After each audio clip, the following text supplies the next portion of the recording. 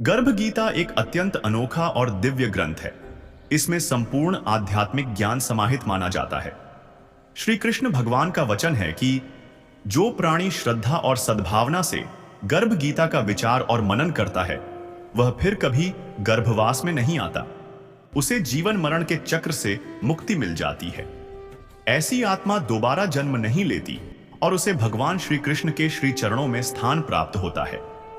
ऐसा भी माना जाता है कि यदि कोई गर्भवती महिला गर्भ गीता का श्रवण करती है, तो उसके गर्भ में पल रहा शिशु संस्कारवान, बुद्धिमान और उज्जवल भविष्य वाला बनता है। गर्भ गीता का पाठ करने से मनुष्य को जीवन का सच्चा सार समझ में आता है। कर्म, भक्ति और मोक्ष का मार्ग स्पष्ट होता है। जन्म मरण के बंधन से मुक्ति का मार्ग खुलता है। गर्भ गीता भगवद गीता का ही एक विशेष भाग मानी जाती है। इसीलिए हर एक गर्भवती महिला के लिए गर्भ गीता का पाठ या श्रवण अत्यंत उत्तम माना गया है। इससे संतान में अच्छे विचार, श्रेष्ठ संस्कार और आध्यात्मिक चेतना का विकास होता है। दोस्तों, अगर आपको गर्भ गीता और गीता के संस्कार पसंद आते हैं, तो गीता संस्कार YouTube चैनल को लाइक करें, सब्सक्राइब करें और बेल आइकन दबाना न भूलें, ताकि ऐसी दिव्य कथाएं आप तक सबसे पहले पहुंचें। कमेंट में जरूर लिखें, जय श्री कृष्णा, राधे राधे। चलिए दोस्तों, अब हम सुनते हैं गर्भ गीता, जो आत्मा को जागृत करती है और जीवन को प्रकाशमय बना देती है। अर्जुन उवाच, हे भगवान, कृपया बताएं कि जीव जब गर्भ में आता है तो वह किस पूर्व कर्म के कारण आता है। हे मधुसूदन, प्राणी जन्म के पूर्व गर्भवास का कष्ट भोगता है और जन्म लेते समय भी असहाय कष्ट पाता है। इसके उपरांत वह संसार में रहकर रोग पीड़ा भोगता है। उसे बुढ़ापा आता है, प्राणी की मृत्यु भी होती है। अस्तु प्रभु जी, कृपया यह बताएं कि वे कौन से कर्म हैं जो प्राणी को जन्म मरण से रहित बनाते हैं। श्री भगवान उवाच, हे अर्जुन, जन्म मरण का बंधन उन प्राणियों की नियति है जो संसार में लिप्त रहते हैं। ऐसे प्राणी संसार में अनुरक्त रहते हैं, अर्थात संसार के नश्वर पदार्थों से ही प्रेम करते हैं। वे संसारिक वस्तुओं की कामना करते हैं। प्राणी संसार की माया पाने की चेष्टा तो करता है, परंतु मेरी भक्ति पर ध्यान नहीं देता।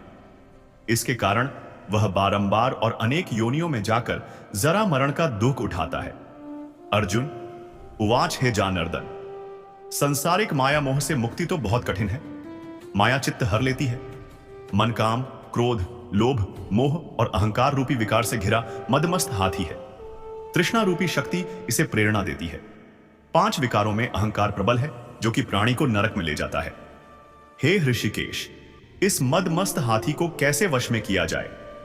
मन को भक्ति में लगाने हेतु क्या उपाय करना उचित है? श्री भगवान उवाच, हे धनंजय, जैसे मदमस्त हाथी को वश में करने के लिए अंकुश की आवश्यकता होती है, उसी प्रकार मन को वश में करने के लिए अभ्यास द्वारा ज्ञान प्राप्त करना आवश्यक होता है। भक्ति और ज्ञान बराबर अभ्यास करते रहने पर ही प्राप्त होते हैं। अर्जुन उवाच, हे मधुसूदन, आपकी भक्ति के लिए कोई वन खंडों में जा रमते हैं और कोई वैरागी बनकर स्थान स्थान पर भ्रमण करते रहते हैं।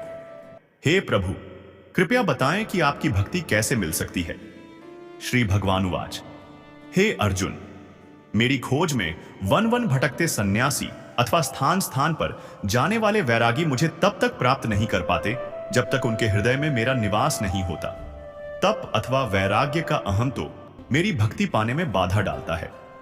जटा धारण करने अथवा भस्म लगा वैरागी बनने मात्र से जीव मेरी कृपा का पात्र नहीं बन जाता। अहंकारी को तो मेरा दर्शन सुलभ ही नहीं होता। मैं शुद्ध हृदय वाले सतत अभ्यासी ऐसे जीव को मिलता हूं जो काम, क्रोध, मोह, ममता और अहंकार से परे है। अर्जुन उवाच, हे माधव, प्राणी पंच विकार जनित प्रवृत्ति के कारण लौकिक जीवन नष्ट कर लेता है।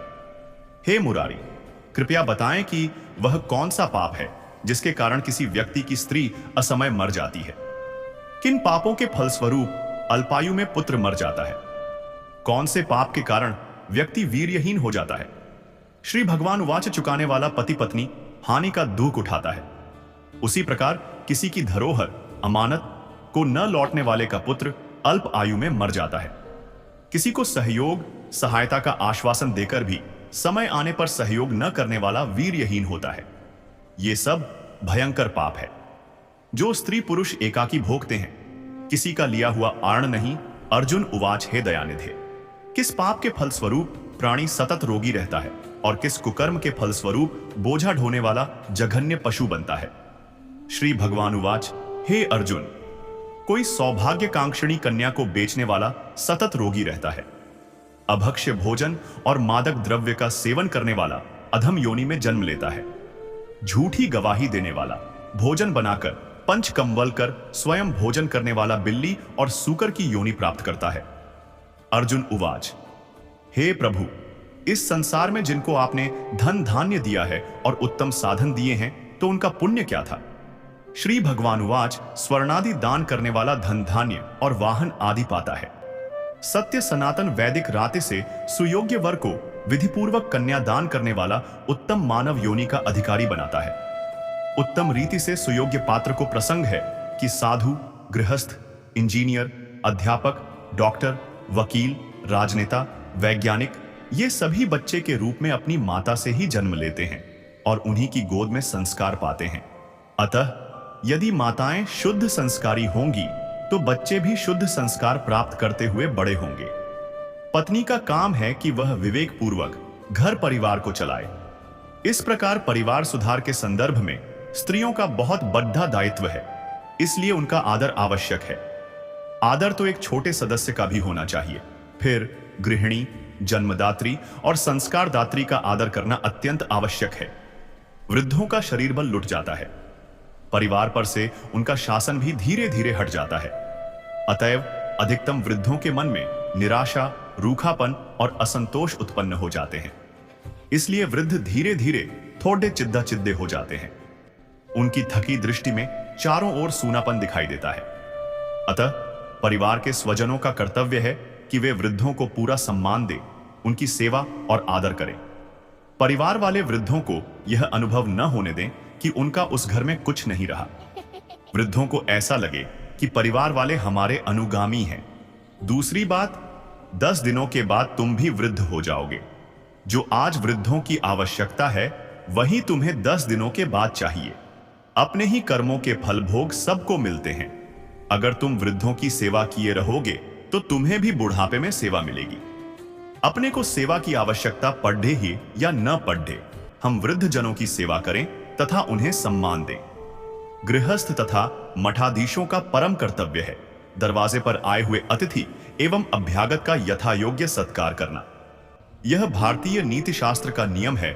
अभ्यागत गुरु के समान आदरणीय है। जहां अभ्यागत का आदर व सम्मान नहीं होता, वे परिवार तथा समाज ऊसर जमीन की तरह उन्नतिहीन हो जाते हैं। अतिथि सत्कार से सुकीर्ति और संपत्ति बढ़ती है। जहां शाम को इकट्ठे होने पर अपने विचारों और बातों को एक दूसरे के सामने नहीं रखते, एक दूसरे के सामने पड़ी डीडीएचने पर गंभीर हो जाते हैं, एक साथ न भोजन करते हैं और न बैठते हैं, समझ लो ऐसे परिवार एवं समाज का विघटन शीघ्र होने वाला है।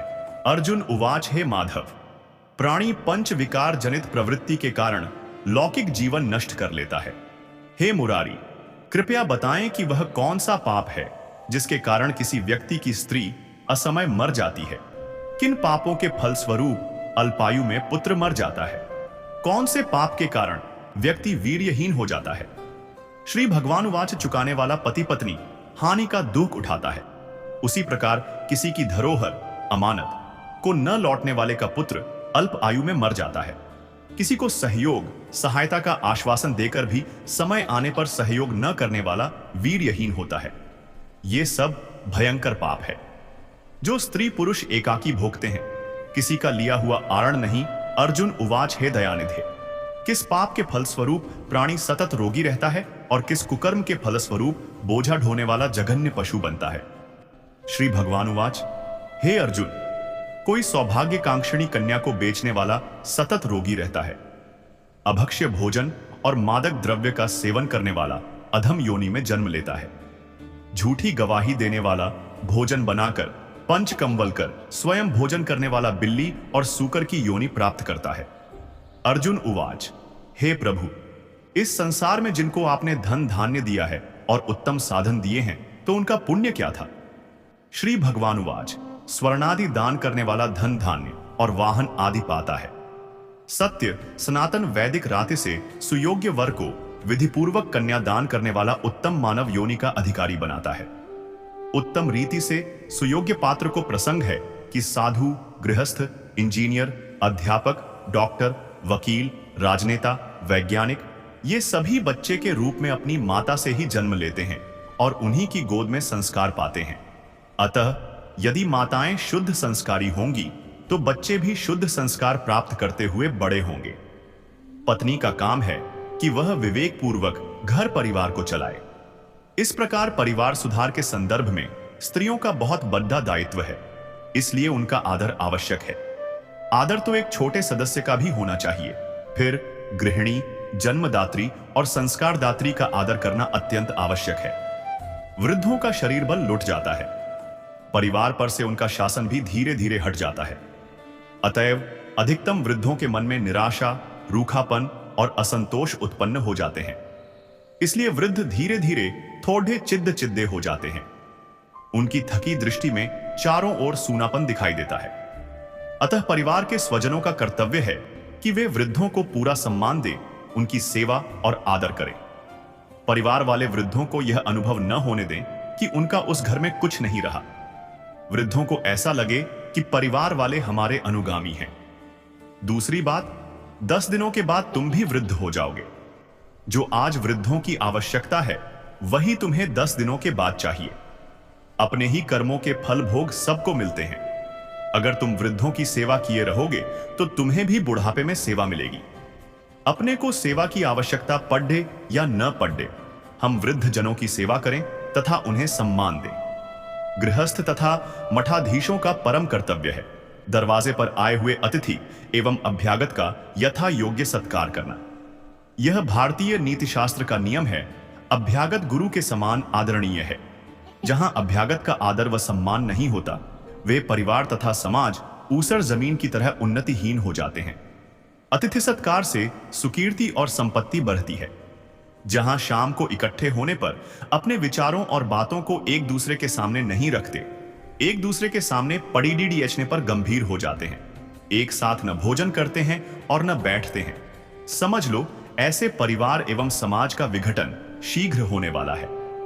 परिवार एवं समाज के लोग जब शाम को इकट्ठे होते हैं तब वे यदि एक दूसरे से हंस हंस कर बातें करते हैं और मालिक को अपने अपने कामों का लेखा जोखा देते तथा एक दूसरे को निश्चल होकर बताते हैं, तब यह निश्चित समझा जाता है कि इस परिवार एवं समाज के लक्षण शुभ हैं। कोई व्यापार घाटे में चले तो यह कोई व्यापार नहीं है। व्यापार वही सफल है जिसमें मूलधन तो बना ही रहे किंतु मुनाफा में निरंतर वृद्धि होती जाए। अधिकतम लोगों का यह व्यापार घाटे में ही चलता है। अधेद्य अवस्था में जो कुछ प्रसन्नता शेष है वह सब भी बुढ़ापे में काफूर हो जाती है। इस प्रकार मानव जीवन रूपी व्यापार निरंतर घाटे में चलकर अंत में इसका दिवाला पिट जाता है। बहुत कामना, अहंकार, प्राणियों से द्वेष, बात बात में क्रोध एवं द्रोह, असहनशीलता, कुछ भी घाटा न उठाकर थोड़े थोड़े में मुकदमेबाजी आदि करके लोग अपनी जिंदगी को नर्क के जैसा बना लेते हैं। हंस हंस कर प्रसन्नता में जीने योग्य जीवन को ईर्ष्या, द्वेष, दुख, संताप में जल जल कर जीते हैं। सब भौतिक सुख सुविधाओं के पा जाने पर भी संसार के अधिकतम लोग निरंतर नरक में जीते हैं। ईर्ष्या, द्वेष, कलह, वैमनस्य, वैर, चिंता, मानसिक उलझन आदि से लोग निरंतर पीड़ित रहते हैं। मनुष्य के अंदर जितना स्वार्थ तीव्र होगा वह उतना ही राग द्वेष का शिकार होगा और ऐसा आदमी कभी शांत नहीं हो सकता। धन चाहे थोड़ा हो परंतु मन पवित्र हुए बिना जीवन में सुख नहीं मिलता। मन की पवित्रता के लिए संतों एवं सज्जनों की संगति और मन में शुद्ध और अच्छे विचार चाहिए। जीवन का आखिरी हिस्सा बुढ़ापा है। कहा जाता है कि अंत अच्छा तो सब अच्छा है, परंतु दुर्भाग्य है कि अधिकतम लोगों का बुढ़ापा सर्वाधिक दुखपूर्ण हो जाता है। गर्भ संस्कार मंत्र। गर्भ संस्कार गर्भवती महिला को गर्भावस्था के दौरान करना चाहिए। इससे गुणी तथा संस्कारी संतान की प्राप्ति होती है।